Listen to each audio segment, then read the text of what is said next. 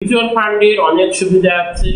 যে ফার্স্ট সুবিধা যদি আমি বলি, যেমন ফ্লেক্সিবিলিটি।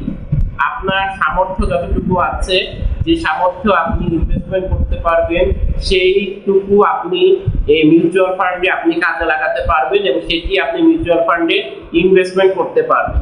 অ্যাজ এ রেজাল্ট হবে কি, আপনি সেই অনুযায়ী আপনি রিটার্ন পেতে পারেন।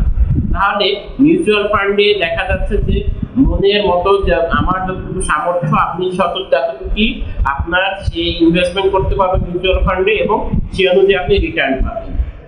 এবং মিউচুয়াল ফান্ডে আপনি যখন ইনভেস্টমেন্ট করবেন, সেকেন্ড সুবিধা যদি আমি বলে থাকি, তাহলে দেখবো যে আপনার অনেক সময় ট্যাক্সের ক্ষেত্রে অনেক সময় ছাড় পাওয়া যায়।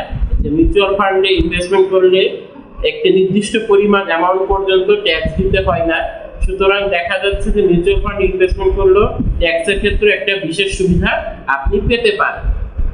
এরপরে হচ্ছে মিউচুয়াল ফান্ডে আপনি যখন টাকা ইনভেস্টমেন্ট করবেন বা মিউচুয়াল ফান্ডে আপনি যখন টাকা ইনভেস্ট করার পরে আপনি দেখবেন সেখান থেকে একটা বিরাট একটা রিটার্ন আপনি পাচ্ছেন এবং এটি একটি হাই পটেনশিয়াল রিটার্ন আপনি পাবেন।